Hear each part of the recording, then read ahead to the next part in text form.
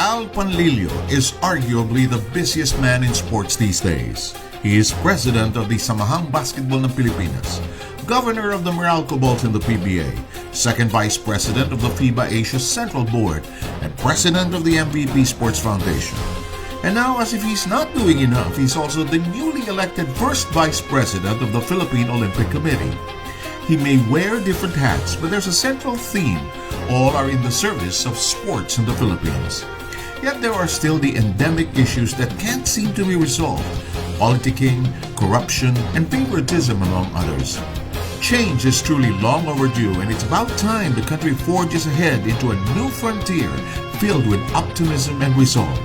Sports, it's a unifying factor, and competent leadership is very much needed to do just that. That's the headline on tonight's Sports Page. The hottest headlines. The integral issue. Who will join the pantheon of the great? What's the outlook of the future of sports? The game changers. The history maker. The stories that make sports eternally compelling. Open the Sports Page.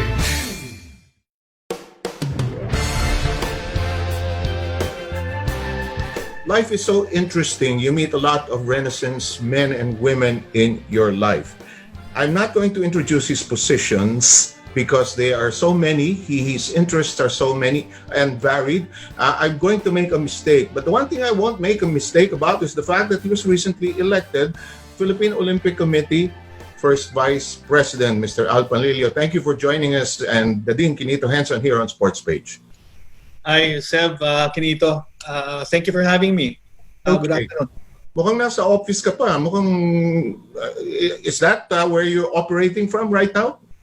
Yes. I've been working every day at work because naman our chairman will always look for you every day. So you have to be here. You cannot say you're not connected in some way. But let's start this first portion. Let's talk about the POC. What encouraged you to run and join the fray in the elections for the POC? But I never really thought I'd be elected into the POC, and never really decided to run for a position there. But as you know, way back till 2011, since 2011, we have MVP Sports Foundation, right? That and the objective there was to really help athletes. When Sir Ricky Vargas became POC president a few years back, he was really the catalyst of this change that's happening in POC. He had a bit of a bump. I mean, headwinds. He met headwinds along the way, but in a way, he started involving me in the process. When he first came in, he appointed me parang chairman of the finance committee just to look at the books. We had a bit of a hard time looking for all the documentation, but eventually we did because we wanted to make sure that we had the proper documentation before we came in. At least when Ricky came into the POC office. So since then, parang I was involved here and there, and again, just trying to. I love sports, as you know, and a lot of the principles I've learned in sports I apply in the corporate world, and I sort of owe it to sports to where I am today in terms of me as a manager. And so I wanted just to give a little back to the sporting environment. And initially it was just really MVP Sports Foundation, then of course SBP, basketball being my most my favorite sport, obviously. And so it started from there, and very lucky to have been elected to the POC, and hopefully serve the athletes. At the end of the day, it's the athletes that we should be there for. First of all, congratulations on the POC election, not only for you, but for the ticket. The team performance ticket had 8 out of the 10 executive board seats taken. Throughout the whole campaign, you voiced something that was very refreshing, that this was not about the candidates, but this was about the athletes. Could you please expound on that? Yeah, I think at the end of the day, I think we're there not to be served, right, as officials of POC, but we're there to serve the athletes. No, I mean, I've seen a lot of the plight of the athletes and how difficult it is for them, without the proper facilities, the proper support, the proper competition. And really, I mean, learning this from how we have managed the SBP, right? I mean, first of all, I think there should be some accountability, proper governance. So it putting professionalism into how we run NSAs also. And that's the only way we could level up, I guess, the way we run the NSA. I guess primordial to our objective is really helping the athletes. I mean, you could see it in SBP, and it's true for the sports that we support. No, if you're able to give the proper training, the proper coaching, the proper resources, the proper competition to our athletes, whether as a single athlete when it comes to, for example, for Panlilio for gymnastics, or Hidilyn Diaz for weightlifting, or basketball, or even boxing. I mean, you need to make them compete abroad to level up to really competition. We saw that in basketball, right? I mean, we were the first, I guess, professional league in Asia, and we felt we were the best basketball team globally. But honestly, if we get into the international level, we know that we still need to level up. Although I mean, when the SBP started under our chairman, Emeritus MVP, we were ranked 64th in 2006. No. Now we're ranked 31st, no? And it's not by accident that you do that. You do need the right programs, the right support, and the right training and competition to be able to level up. So it's the same principles I think I'd like to apply for a lot of the athletes. They do need that kind of support. I remember, I don't know, Kinito said, but I remember these two divers. I forget which competition that is, and di ba parang they really did very badly during the competition, and you could hear them in their video saying nakakahiya, baka pagtawanan tayo, but actually it's not their fault that they were in that situation. It's really our fault as leaders in the sports in POC that we have not supported them the right way. But still, they're very proud in carrying that flag on their chest, no, and in carrying the country. So I think we're here to serve. We're here to serve to make athletes better. Well, following up on that position about supporting athletes, now, if the pandemic hadn't happened, the Olympics would have already been finished by now. Correct. But we have 4 qualified Olympians right now. We have EJ Obiena, Caloyulo, and our 2 boxers, Yumir Marshall and Irish Magno. They've had to extend their training because the Olympics won't happen until next year. Correct. How do you, as POC, get them continue to be motivated, to be focused, despite the long delay, and despite the fact that maybe they may have already reached their peak before the Olympics? Yeah, I think it's true for all the athletes that are competing in the Olympics. I think they were programmed to sort of peak last August, no, but unfortunately because of the pandemic, that had to change. But I think deep inside of them, I think these athletes, they still want to make sure that they perform in the Olympics. No, we continue to support them. At least boxing is one of the sports that we support as MVP Sports Foundation. So President is Ricky Vargas there. So and Ed Pixon as Secgen. So they continue to support them. Caloyulo, as I said, we also support him, and he has been training in Japan, I guess all this time. And of course, Hidilyn also is another athlete that we are supporting. So we just have to continue supporting them. I know deep within them, they will still want to compete and perform well for the country and actually for themselves. Medyo na delay lang, but I think the focus is still there for them, and I'm sure one of them would want to win the first gold medal for the Philippines. Okay, peprenuhan ko muna kayong dalawa, ha? We need to go into a break, but when we come back, we're going to talk about the young men who went to Bahrain and played for Gilas Pilipinas, and Al is already smiling, and it's all a topic that has made us all smile over the last couple of days when Sports Page returns.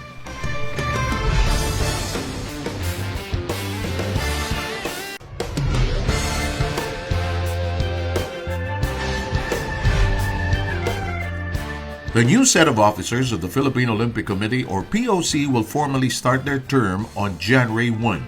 And 2021 sure looms as a busy year for Philippine sports. Of course, there's the Tokyo Olympics, there's the SEA Games in Vietnam, and a slew of other big international tournaments. And as early as now, President Bambol Tolentino, who will have his first full term, has already expressed his willingness to work. He revealed he already lobbied around 900 million pesos for the training and allowances of national athletes. He said with the success from last year's SEA Games, the country has to move on to the right momentum while the collective spirit is high. Included in the top agendas of the POC for next year, amending some of their provisions and regulations, and the resumption of training of the national athletes, which was halted by the COVID-19 pandemic. The case filed by the POC board against FISGOC for failure to release an audited financial report on last year's hosting of the SEA Games, which amounted to 6 billion pesos, is also expected to gain more traction.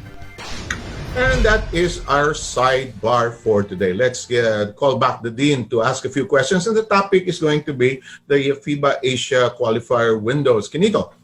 Well, Mr. Panlilio, with the performance of Gilas in Bahrain, what are your own impressions about our performance in Bahrain? I was very, very impressed. I mean, obviously we have the they're all young guys and passion of youth is there, but at the end of the day, I think they didn't have the experience. These are some of them first time playing internationally or in the national team. So, but I was very impressed how they played, as you put it. I think very happy, of course, to see that the way they played, and I just feel like there's a bright future for Philippine basketball. Very refreshing time for Philippine basketball to see young men play like that. Again, it's a short period of time being together and really performing very well. And they're playing a Thai team that is a professional team, right? I mean, I see some of the posts. It's not Korea, it's not Japan, but I think we've done well. Especially with this environment that we have today. Can we still improve? We should still improve, but it's a great start, to this program. So what about the connection between the coaching staff and the players? Coach Jong, Coach Tab, Coach Boyet, Coach Alton Lister, who was also there. What about that special connection between the players and the coaches? I think for one, you have Coach Tab and Coach Boyet, who are, I guess, collegiate coaches. So they basically know these players, their strengths, their weaknesses, and how best to use them. You have Jong Yuchiko, who heads the coaches commission of the SBP. So he is a teacher of the game. No? So of course, Alton Lister also a teacher of the game, and his experience in the NBA.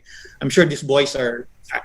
I don't know whether they know Alton Lister, no, because they're still all very young. But they do know that. I'm sure they know that he used to be playing in the NBA. So I think you have a great combination of coaches who are teachers at the same time. Have the credibility. Yang Jia was a guest here recently, and he sees down the road that this is a good start, but there still has to be some combination of PBA players and these young guys. What do you think is the roadmap in that direction, or how do we go from here? I mean, I agree. I think a lot. The best players are still in the PBA, right? And at the same time, they're also in FIBA competition. You do need the experience also of playing internationally. It's great that this 14 young men got that experience in this last window. But when it comes to really tougher competitions down the road, you do need some of the veterans to come in and contribute. You still need a Junmar Fajardo in the future. You still need maybe a Roger Pugoy. You do need still a Japet Aguilar. And in combination with, imagine if you have a Kai Soto there, and then you have Dwight Ramos. It's just an exciting combination to think of moving forward. And of course, it's something that I think the program was really planned to do, develop the young men, young guys, expose them to competition. And China did this also, no? They also did this. When they're a successful national team led by Yao Ming started to get old, they started putting in the younger guys. I think it's similar that we wanted to do the same thing. At the same time, the other reason was the FIBA calendar was just affecting the PBA calendar in a big way. And when was the time that the PBA calendar lasted for a year, right? And that happened last year because PBA gave way to not only the World Cup but also the SEA Games, right? So with the chairman and my fellow governors there and the commissioner, they've been very, very supportive of the national team. So I just wanted to make sure that we're able to protect both interests, and I think the PBA should still keep on going. That's why we had the special draft where they have allowed 6 or 7 of them to focus on the SBP, on the national team. And then after such time that the SBP says that we can now release them back to the PBA, then that's the only time they will play in the PBA. You mentioned about the draft. There will be a PBA board meeting on Thursday, and the draft will be taken up. Will there again be a special arrangement between the PBA and the SBP that perhaps the first 5 draft picks will be part of the SBP pool? And secondly, tell us more about the sensational Dwight Ramos, whom everyone's talking about. He's 6'4". I was talking with Commissioner Willie Marshall this morning, and he was telling me, wow, this guy's phenomenal. He's 6'4", didn't miss a shot in the first game. He had 20 points. I think it's unfair that he can continue to play or will play for Ateneo in the UAP. I think he's draftable in the PPA. What do you think? He has problems, really. He has problems. But Dustin Baltazar also played well. So, Yes. So even lang Kinito, di ba? Pantay lang. Don't start. I think Dustin played well. I think, I just realized how long his arms are, and was just blocking rebounds out, on top of the Thai players, right? I mean, he did well too. Dwight Ramos was a revelation. I've heard about him, but never really seen him play that long, and I think he's done well. Javi Deleano and Juan Deleano also played well. I think they really performed well too. Oftana, although he only played the second game, I mean, he was also excellent. He's the NCAA MVP. So these are, great talents that were showcased in Bahrain. No? So it's exciting times really for Philippine basketball. And our average, who was the oldest? I think it was Suerte at 24? 26. 26. Well, what about the draft? Can you tell us about this coming draft? Will there be a special arrangement? I think that arrangement was discussed even before, and that was the agreement. I think every draft now they will give the SBP a crack at certain players that we want to put in the pool, and of course we can only manage a certain number of players. So as we enter the next draft, if we take 3, 4, or 5 players, then most probably we'll have to ask some of the players to go back to the PBA now and play for their mother team. So ang naging arrangement really was for them to have a mother team. That's why the drafting was done, so that when the SPP was ready to release them, they would know where to go, right? Which PBA team they would go to. So that will continue. I think the details of how the draft will happen, to your point, will be discussed on Thursday. Of course, we only have one conference this year, so I don't know what Commissioner Willie Marshall will be recommending to the board, but I'm looking forward to that discussion on Thursday. We still have to look at the future. Of course, we know that the country, together with 2 other countries, will be hosting the FIBA Worlds in 2023. There are some preparations, some exciting things beginning to happen in that regard. We'll go talk to Al about that because he's also involved in that. I told you he has a lot of things to do, and that will happen when Sports Page returns.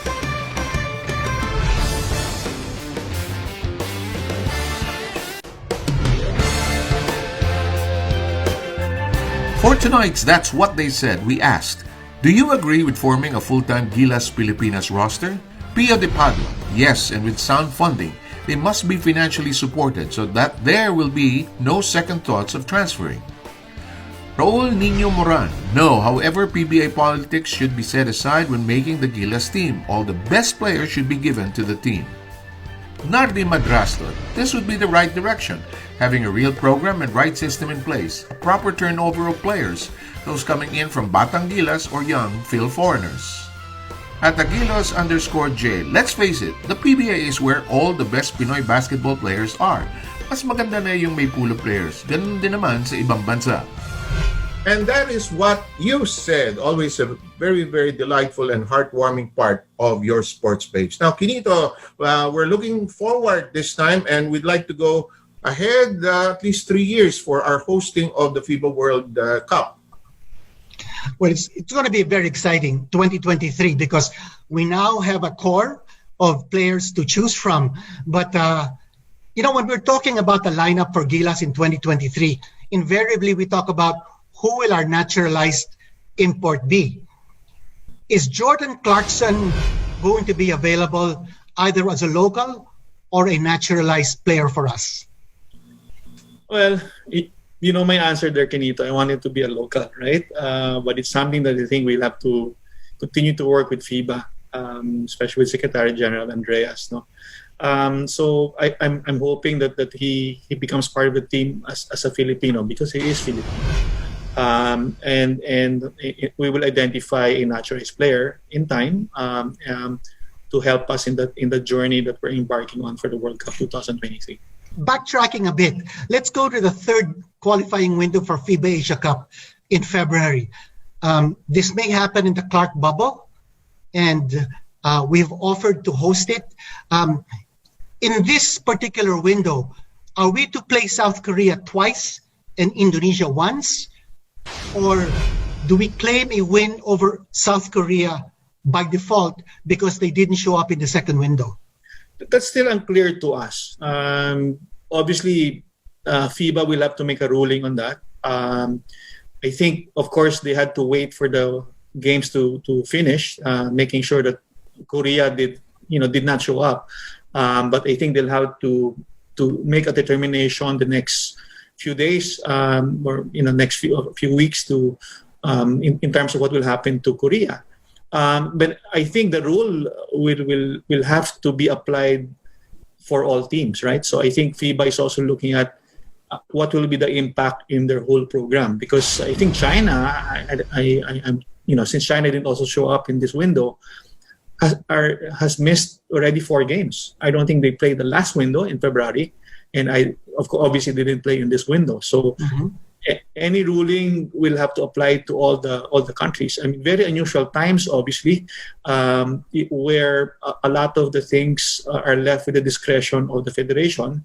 In our case, we did ask government for their guidance, and not just plainly the federation deciding for the country. From the first time that we got word that strongly suggested that we don't participate, maybe that was a span of about 3 weeks, and things changed. No, I mean, the non-essential travel started to be approved, and we were able to convince government that we were entering another bubble anyway, and the safety of the athletes were paramount in the running of the games. And so, after much, consultation, they did give us a go-ahead to go to Bahrain. So we'd like to thank IATF, especially Secretary Galvez and Secretary Vince Dizon, who were very, very helpful in this process. I understand that your group, SBP, made some representations with the President, President Duterte, for him to extend the invitation to the other countries to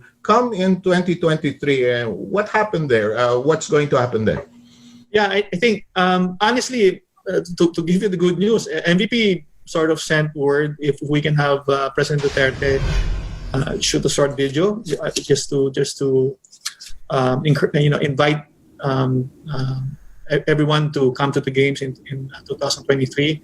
He has shot that video already, so it's been done. I've asked Sunny Barrios to write a letter to the FIBA and say that we are sending them over the video for President, hopefully to be included in the logo launch that is going to happen soon. To be exact, December 4, I think is the logo launch, which is also, again, because of the pandemic, nagpatong-patong na yung schedule. No? But initially, FIBA wanted to do the logo launch and then the 1,000-day countdown to the games. No? But now that will happen simultaneously. So we'll have the logo launch, and then we'll have the 1,000-day countdown to the World Cup of 2023. Probably the last 2 questions, Kinito. Well, I want to ask about the logo. What will the logo look like? I'm so curious. If it's going to be launched on Friday? December 4, yes. Yes. So wait for it. It's gonna be. but FIBA went through a process. I think I forget how many agencies they asked to pitch. I think more than 10, if not 10.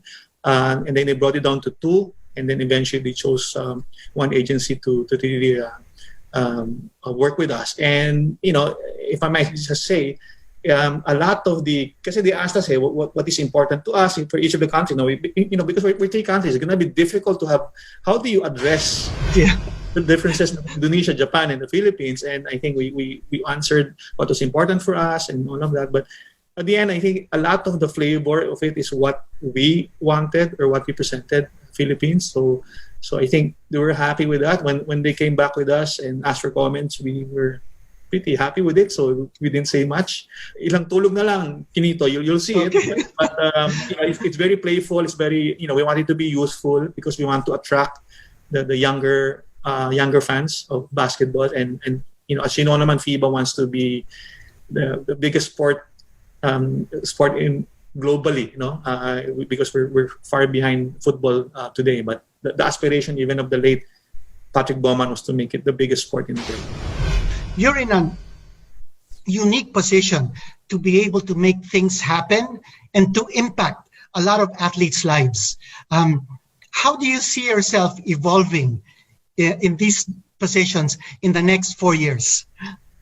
Well, a lot of work ahead for sure, no? And the work has just started.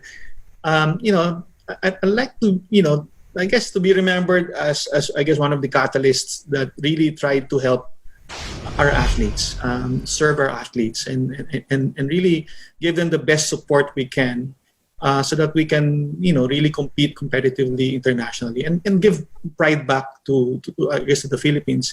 Sporting events unite the country, and I think as a country, especially times like this, I think it's something that we want to have, the hope and togetherness and I guess solidarity as a country. We have had a great episode, and we look forward to another time for you to visit us when your programs are in place, Al. Sure. It's going to be exciting. Tama si Kinita, and we'll be with you every step of the way. Thank you for joining us here on Sport. Thank you, and thank you for always supporting me. Thank you so much. Thank you. Ingat kayo. Thank you, Al. Thank you.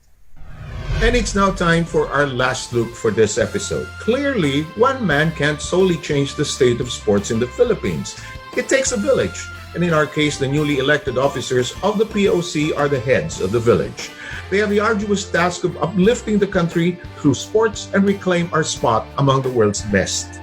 Next year's Tokyo Olympics could be a great start. And it would take genuine action and selfless leadership to steer our national athletes in the right direction. Sports are many things, a form of escapism, a symbol of hope, a unifying factor.